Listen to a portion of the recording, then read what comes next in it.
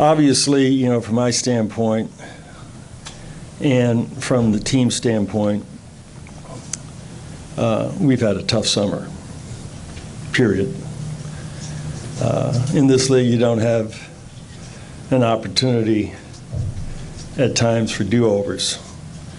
And when you get a chance to win, as we have had in the past, 2006, 11 and 12, you know, when you get a chance to win, you got to win.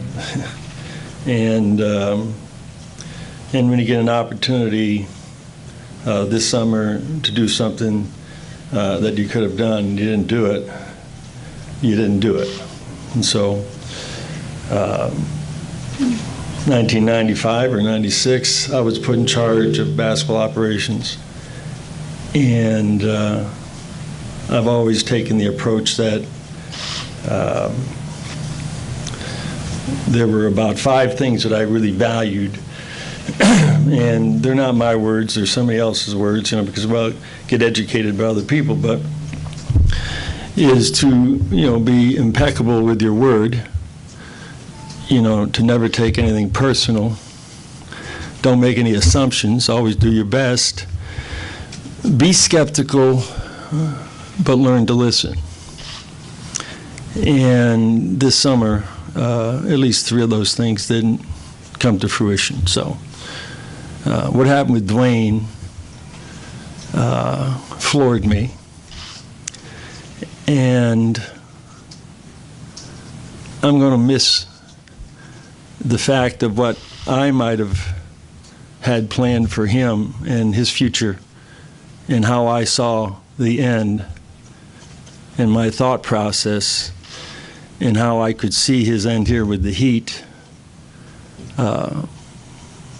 You are what you think and you are your thoughts, and it's my responsibility to sort of make that happen.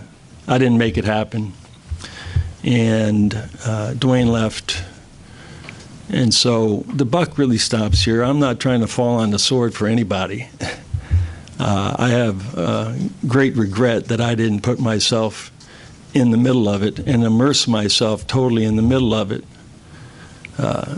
Get in a canoe and paddle to the Mediterranean if I had to.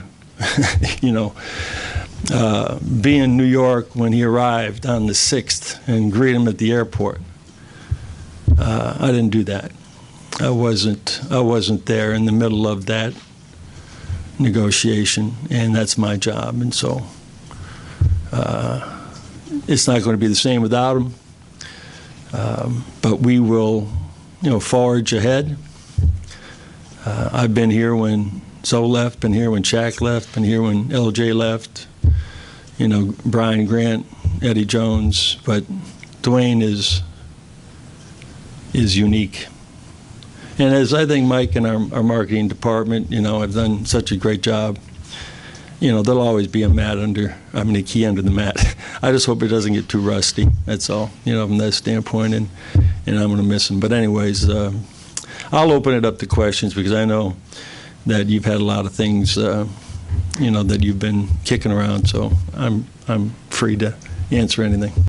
Pat, can you fill us in a little on where the situation with Chris Bosh stands, and if he does not have another or did not have another recurrence with blood clots, will he be returning? Today, on July 16th, what would you say the percentages are of Chris Bosh being a member of the Heat's active roster in 16-17?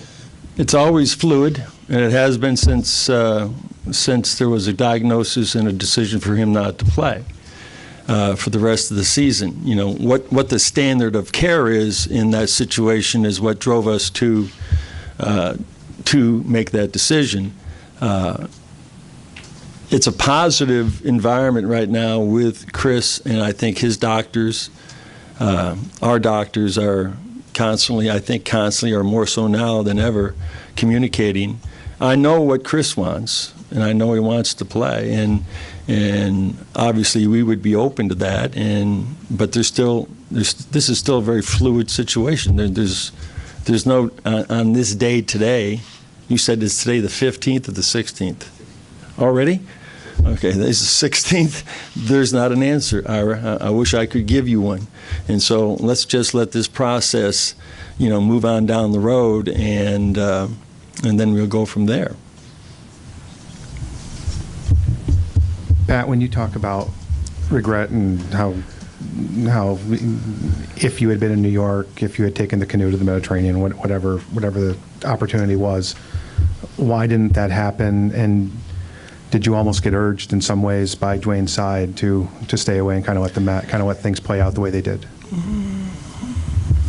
We've always operated on the premise of a single voice, not mine, but Mickey, myself, Nick, Andy, Eric, Eric Woolworth, Mike McCullough. I mean, one single voice. I mean, there's two entities here. When it comes to basketball operations, we've always talked about the one voice, which is a philosophy and a plan, and moving on down the line that we all that's what we are and that's what we believe in. And so there was one voice in this negotiation. There are some times that Andy, handles an agent and a player, and Andy complete the deal. There are times that I've done most of them, and complete the deal. There are times when you have a long-standing relationship with a player, like Dwyane or Udonis, or even at the time I remember with Alonzo, that sometimes the owner gets involved in it. But we all speak with one voice. We all know what we want to do and what we want to accomplish. And so, the thing that happens during the course of negotiations, over the course of 7 or 8 days, has to do a lot with your thought process as to what the conditions were prior to that. And the conditions prior to that over the last year or two have always sort of pointed in the direction that, we as an organization didn't do enough, for Dwyane. And I've always been one who was always reaching to get him another guy, especially after LJ left, and trying to find a way to get him another guy to help him not only win, but to help him win in a way that he would be very proud when he moved on out and retired.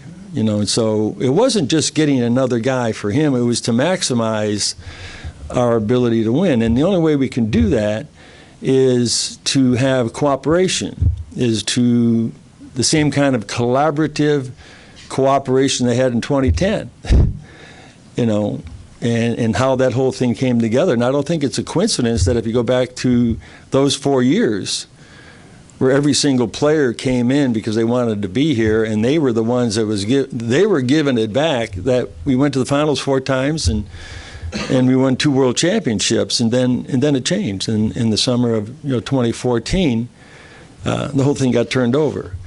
And sometimes the carnage that is left out there, you got to try to pick up the pieces, but at the same time fill in the holes to be competitive. Getting Lou Dang, getting McRoberts, and at that time, and trying to forge forward. But so what my thoughts were always to try to make the team better, and also at the same time to try to make sure that Dwyane, over the course of the 3, 4, 5 years that he had left in his career, that he was going to get his money, that he would get it, but not at the expense of paralyzing our ability to win, and which I think would have hurt him. So, if there's anything that I could have done better, as I said, I would have done it. But right now, there's no do-overs in this thing, and I wish him the best.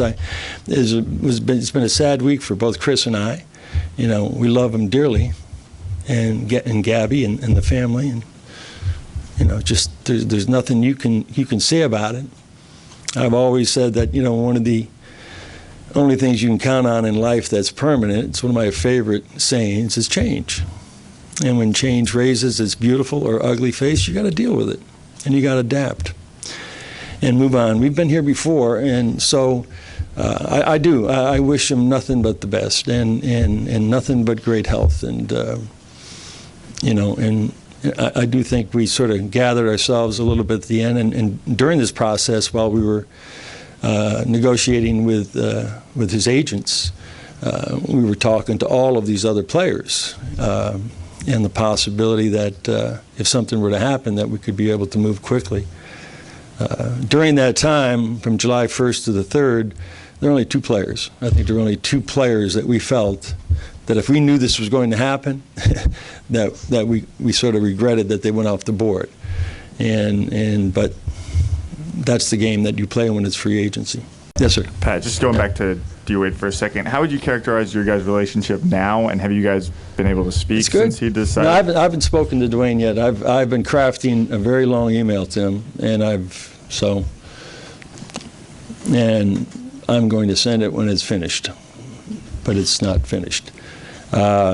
As far as I'm concerned, if I saw him right now, I really believe that it'd be a warm embrace. I don't have any of those feelings, any negative feelings for him at all. I know that he was caught in a quandary with his thinking and his thought processes at the time, and what he felt was going on, and I know I was locked into mine, at that time, and so that's what happened. But I think, and I was so impressed, when he talked to you guys the day after, and I really believe he was sincere, truly sincere in the things that he said.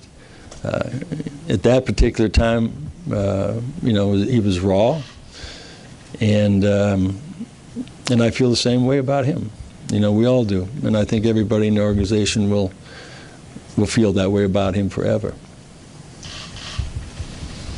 Pat, just going back to Chris Bosh for a second, is it simply a matter of him being free of the blood clots, or is it a much more complicated issue than that with him returning to the court next season? I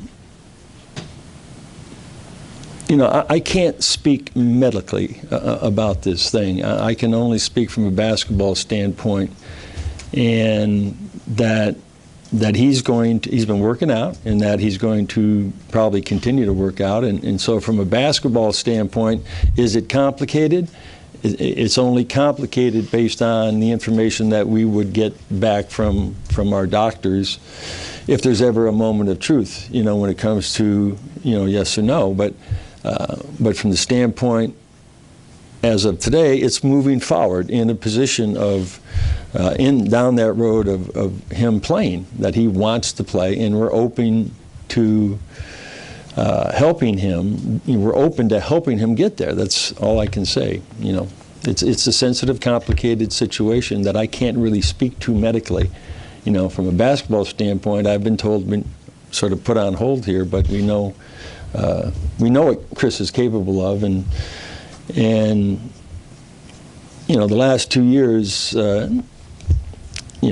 losing him after the All-Star break both years in a row, you just never know what you have or what you could have done, from that standpoint as a team. And so that's what kills me, is that we put together a good team right after LJ left, and but we never had the opportunity to see it at its full. So I think we should just wait till August, September. I think we'll have a lot more information then.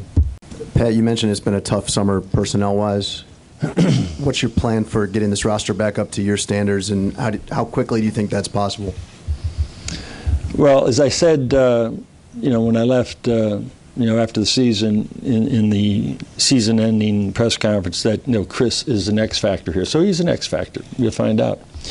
That would make the whole thing a lot easier. I also said the priority at that time, not being the priority, not the priority, I said a priority, was Hassan Whiteside. And there's no doubt that I was going to meet and talk with him early and get him signed. The fact that Hassan and Justice and Josh and Tyler are all like in that young group of guys.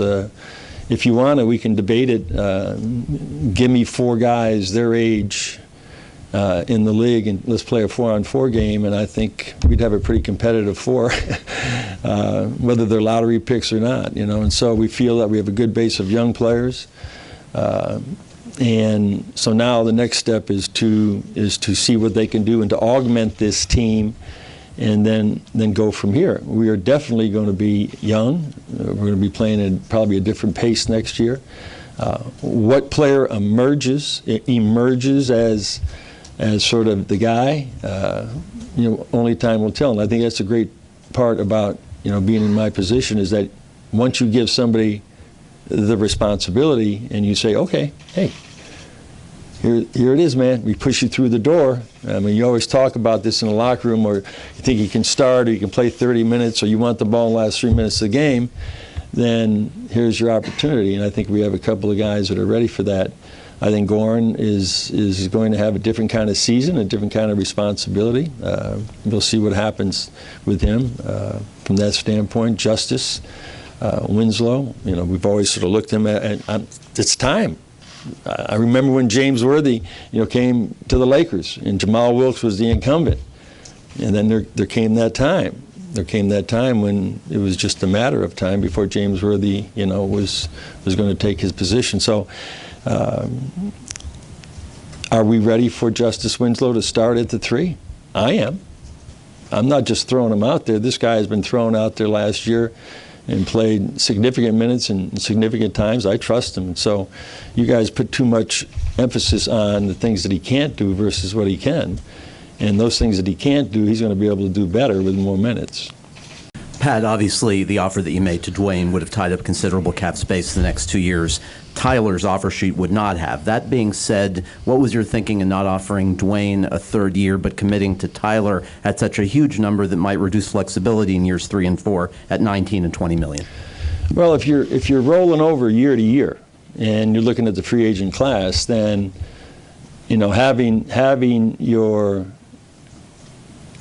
best and most important player at a time in his career, he's 35 years old, having him on a 1-and-1, on a 2-year deal, on a 1-and-1, so if he does opt out, then obviously the next year, if there's people out there in the market that you want that could come in under, and then you have that flexibility versus being locked into a 3-year deal where you don't. Now, he could opt out, and if you miss on somebody, then because he's got bird rights, bird rights is the golden pass here for any veteran players. So you don't have to give players, 20, 20, 20, 20. You can give them 28, 37, 25. What difference does it make? I mean, it's just, and we never talked about that, but I'm sure that's probably, if there was a player that Dwyane really likes it, heck yes. If there's a free agent that can come in here, that was the partnership that we had, not with him, but that's the partnership that the players had with the big 3. And there's a very cooperative, collaborative, what is it going to take to get players in to help us win? And so that's where, I kept reaching, and probably that's where I missed the point with him. And if I had a chance to really sit down and rethink my thoughts patiently at that time, maybe I could have made a difference in explaining the big picture versus the now picture. With regard to Tyler's part of that, why the commitment? Why was there comfort? Well, he's on it. Well, it's a distorted contract, so he's on it low numbers the next 2 years. So, and then we'll have to deal with the with what's in year 3 and 4. So, and the reason why we matched is because, when you have a restricted free agent, or he wasn't a restricted free agent, but he was a player that, under the Gilbert Arena rules, makes it very difficult for you. Makes it easy for somebody like Brooklyn, who tried to get a bunch of young guys, balloon them up, and so to tell us that, we're going to poach one of your guys. Mickey said, you're not poaching any of my guys. And, Mickey made the decision. He loves Tyler. He's a young piece, part of our future. And so we'll deal with years 3 and 4, but years 1 and 2, we got him at a bargain. Have you envisioned a situation with Chris maybe playing with a restricted travel or maybe a limited workload? I think all those things will come in to play, and there will be a discussion. there are many players in different sports that do play with that condition, and they're on and off programs on blood thinners and stuff. But I think when it comes down to a final protocol, or if it gets to a formula and how this has to be done, then that's what we'll deal with. Pat, do you have any idea how it got here? I mean, it wasn't. I know Dwyane talked about money and respect levels and things of that nature, but in the end of the day, 42 here versus 47 in Illinois, it kind of works out tax-wise to roughly the same number. So it couldn't have been just money. It couldn't have been just one thing. Do you know what the ultimate deciding factor was?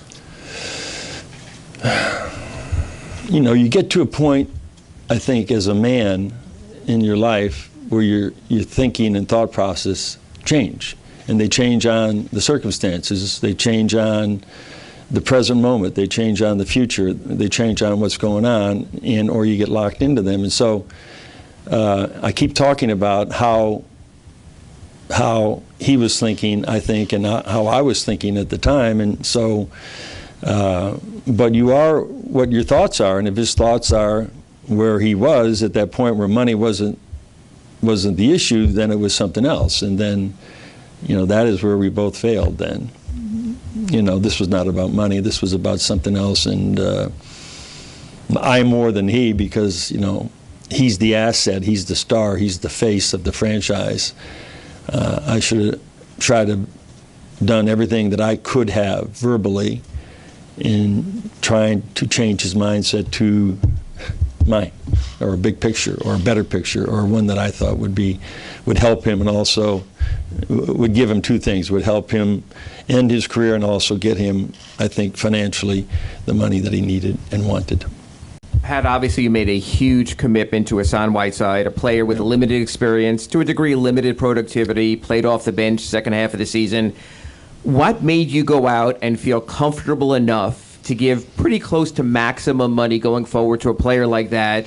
And was there ever a point, just the magnitude of the deal, when you had to sit back a little bit and realize the sort of commitment, such a long term, to a player who is a relative neophyte in this league? Different world we're in the NBA. Ira, you've been covering it for 29 years. We've only been here 28. How can you cover it for 29? Well, we're going into the 29. Oh, I got you. Okay. So, but so you've seen the changes over the years. So all of us have been around all these years, have seen how the things have changed. I mean, when I was coaching the Lakers, I remember Jerry West calling me on the phone in my first year and saying, "We just signed Mitch Kupchak." Now, he was the first free agent to ever sign a free agent contract. He signed for like $1,800,000, you know, $600,000 a year for 3 years. And so I said, what do we have to give up for him? He said, nothing. He's a free agent, you know. And so Mitch Kupchak came to the Lakers, and at $600,000, he's making, I think, twice the money of Kareem and twice the money of Magic, and, you know, all these players. And so, you know, we've seen this whole thing change over the years dramatically, and this summer there was an explosion, an absolute explosion of dollars and the amount of money that came into the system because of the television contract and the cap going from $70 to $94 million. That's an added $24 million. I've never seen more teams with more maximum room than I've seen this year. So there are a lot of opportunities for players to really capitalize. I don't look at that with Hassan. What I look at with Hassan is that we were very fortunate to get him. But we did track him, and, you know, he was on our radar, and we ended up getting him here. And we saw enough in the last 2 years to say that this is a very unique talent, very unique player. And at the dollars that he's going to be getting over the 4 years, we felt that was worth the investment. You've all seen him play, and he can absolutely dominate a game, and on the defensive end, blocking shots, rebounding, lobs, dunks, all those things. And but I wouldn't judge him and warn him. Don't warn him, please. You know, and you shouldn't do this just because, you know, the guy got a max contract. don't warn him that you better play well, or we're going to tell everybody you're not deserving of the money. I mean, if you take a look at some of the contracts that went out the first 2 days, on December the 15th, Andy and I are going to be getting a lot of calls from teams about how to get rid of those deals. And so we believe he's an essential part of this team, anchors our defense, will improve offensively, and gain more confidence. So we agreed, as an organization that he was a player that we're willing to make that investment in. I don't think he's a neophyte. Neophytes don't, get 20 rebounds and 20 points and block 12 shots. He is a little bit young and raw to a leadership role and a responsible every single night role. You got to produce these numbers. That's what our obligation is as a franchise, as coaches, to make sure he's productive. But the money doesn't have anything to do with it. No, it's not an impediment. It's just something that has to run its course.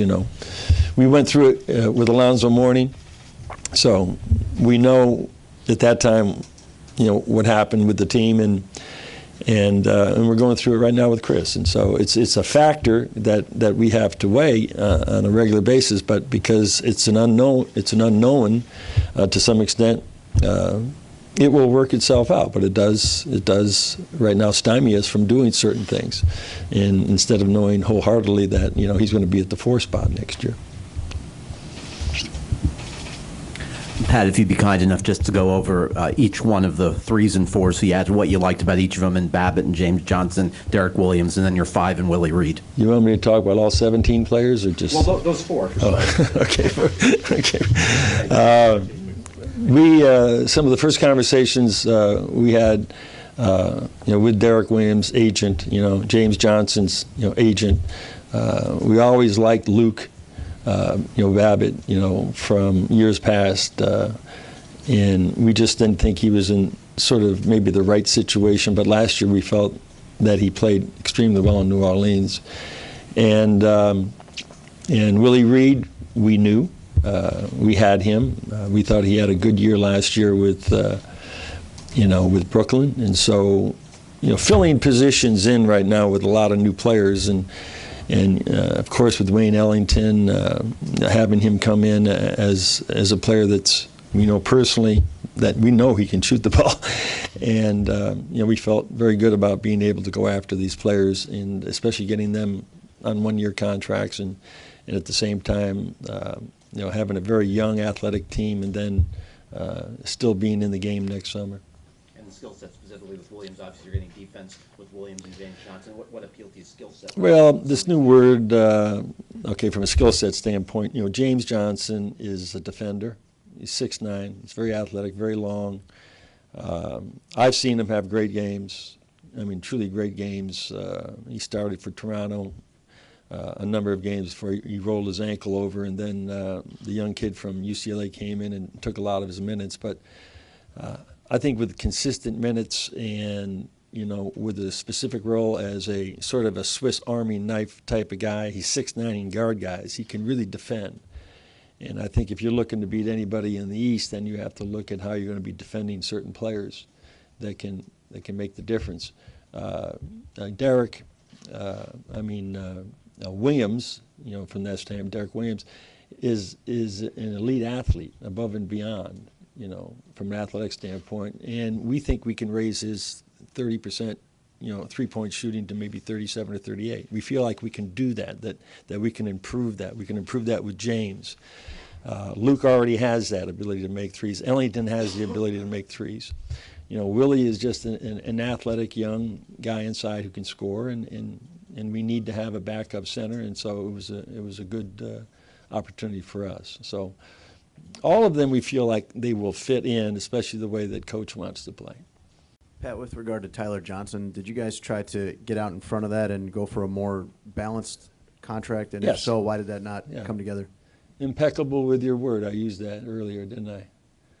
Tyler's a good kid, and so when he signed his offer sheet or agreed to an offer sheet with the Brooklyn, and obviously between the 1st of July and 7th, you can talk to him about making him an offer, our kind of offer, which would be underneath that offer sheet for 4 years would be more normal. And or we could have made him a better one if we knew Dwyane wasn't going to be here. And they refused. And he said he wanted to keep his word, with Brooklyn. And so I honored that. I get it. He wasn't going to agree to something and then come back to us and do something and say, well, it's off. The kid's a great kid, and he's got great moral values. So sometimes in this sport, he kept his word, and we matched it. When Dwyane decided to go, how much did it kind of change, or in what ways did it change the vision you guys had for building out the rest of the team moving forward? Well, let's look at it from a reality standpoint. If we didn't do anything, and we just decided to sign everybody back and not do anything, and just sign Hassan and Dwyane, and we'd have Goran and Dwyane, and we'd have Hassan. And Lou, there's no way when Lou told us that he got $76 million or $72 million that was, that train just left the station. And when Joe got $22 million, that train left the station. And so if we did nothing and just signed, then that's what we would have this year, plus our young guys. And then we would have a room, exception. I think it's almost a fiduciary responsibility on my part to keep us in the game of being able to have an audience with a Kevin Durant. I think it was a long shot for us, especially after CB went down.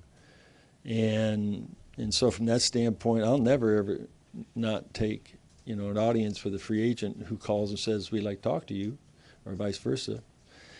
And I think so when you're in that position, you have to do it. That didn't slow us down, but, from the standpoint of, where we are, as a team, I feel good about, what happened, after the aftermath of Dwyane leaving. Pat, you lost your two starting forwards from last year's playoff team. Was there any point where you either asked Lou or Joe Johnson to sort of remain on hold? And from someone who appreciates veteran leadership, how much does it hurt the team to see those two guys walk? Lou was in. He was in. He wanted to stay here. He understood our dilemma. The fact that he didn't have bird rights and he was just a 2-year guy, contributed a little bit to our overall thinking, but still there wasn't going to be enough for everybody. Now, if a player decided to take some kind of an exception, then he gets his bird rights, and then next year you can be rewarded, and that's a whole nother kind of player in the thought process. But he was in until his agent called and said, 72 is a lot. And I'm happy for him. He's 31. He's going to go out to, I think, a great franchise. They're going to use him, I think, in the capacity of being, a player, a producer, and also an educator of the young guys. And, I think Joe was a long shot with us, always. When we got Joe, we were very fortunate to get him because he wanted to come to Miami and play here because he had an opportunity to be in the playoffs and play. And so he did have an opportunity to get to two seventh games, and he got a great offer too. And once he got the offer, then both of them were gone. So we lost, Lou, and we lost, Joe. But I think the person that is going to benefit the most from this, and it's time to step up, is Justice Winslow. He's capable of starting in this league, and that is right now who we have slotted in there, and that is who I feel very comfortable with. Pat, obviously, big roster makeover, but do you still feel this is a team that can contend for a playoff spot and should be in the playoffs next year? When you look around the Eastern Conference and you take a look at, who helped themselves and who didn't help themselves, you always, Cleveland is obviously, the class of the conference. Horford, going from Atlanta, to Boston, it really, I think that helps them. They lose Sullinger. There's the possibility they might do something that can make them better. I don't know about, with New York, with Derrick Rose, going to New York, but with Joakim Noah, I think that's a great move for them to have those two players with, Carmelo and with Porzingis, I think, that could be a team, that could be different.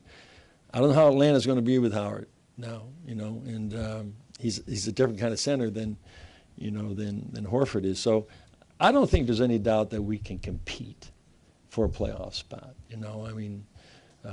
From that standpoint, you have to figure out and see who in the East, really has what it takes to sort of be competitive. It takes 20 or 30 games, and you get a pretty good idea about where you are. But our plan is to always compete for a playoff spot, and I think we can do that. I don't think there's any doubt we can do it.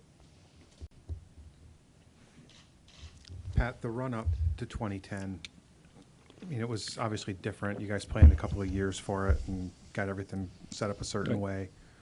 But it obviously, it was invigorating, it seemed, for you, for Mickey, for the franchise, really, on a lot of levels. Are you already thinking about the possibility of a similar reinvigoration happening over the next 12 months because just because of the abilities you might have with the money that you should have next summer? Well, there's no guarantee that whatever money you can create next summer in the free agent market is going to bring in somebody. I think Kevin Durant is a pretty good example of a man who had an opportunity to make a choice, which is what you do in free agency, and he was true to what his criteria were. His main criteria was, if I go, I want to go to a team where I can win immediately. And he lived up to that. And as hard as it was for him to move probably away from OKC, which is a formidable team. I read that Andre Iguodala said the other day that they were a championship team. And to make the change and go to Golden State, that's his choice. That's what free agency is about. And that's what happened with Chris, and that's what happened with LeBron, and that's what happened with Kevin. And I think you're going to probably see more and more of the superstars that might be with franchises for years, 4 or 5 years, and they're banging their head against the wall, and they get an opportunity to go somewhere where they think they can win now. I think you're going to see that happen more often. So as far as we're concerned, I'm always looking, for that opportunity. Did I blow somebody's mic out here? And that's what we'll do again next year. Yeah, Tim, we'll take a look at it. But there's no guarantee. You sit down and talk with them, and then they're going to take a look at your roster, and they're going to take a look at everything, and they're going to talk to you about your future and your draft picks and everything. I can tell you a funny story about, maybe I shouldn't, but I can tell you a funny story about 2010. When we took the three of them in, we had 48.5 or 49.5 million. So we had 16.5 for each guy, which was the max deal. So you got it. You got it all. You got it all. We got it all. We got it for you. And they said, well, who do we have left? I said, we got Mario as a starting point guard, and we got Joel as your center. That's it. We have 5 guys. Well, we'd like to get Mike Miller. How can we get Mike Miller? I said, I can't get you Mike Miller. We can't get him. I don't have the money. Otherwise, I can't give you Mike Miller. And so we traded Michael Beasley to be able to get the money, but they had to go down to 15. That was their choice, And then they said, "Oh, we want UD." Okay, well, I can't get UD, even though I wanted to get UD. And so it was that whole concept about bringing guys into room and on 5-year deals. This is an interesting part of the July the 9th. They all agreed to come in on 5-year deals, room only, so I didn't have to give up any assets. And then at the 11th hour, they all wanted the 6th year. And you know what that cost me and Andy. It cost us 4 picks. And I just said to him, I said, if you want the 6th year, because I know you're going to opt out after the 4th anyhow, but you're going to want the 6th year, I don't want any of you walking into my office and say, hey, can we get any young guys around here? Can we get some draft picks around here or do whatever it is? Because they were gone. And I don't know why I told you that story, but anyways. I always get amused by it because, I just watched our last draft pick that we gave for LeBron, get traded for, I think it went to Minnesota, ended up in Philly or somewhere, and he was playing in Cleveland, and we still owed it. And I told Andy when he goes to the CBA meetings, make sure that if you ever do a sign and trade and give up a draft pick for a player, and that player leaves before the draft pick goes to that team, that it automatically is like given back to you.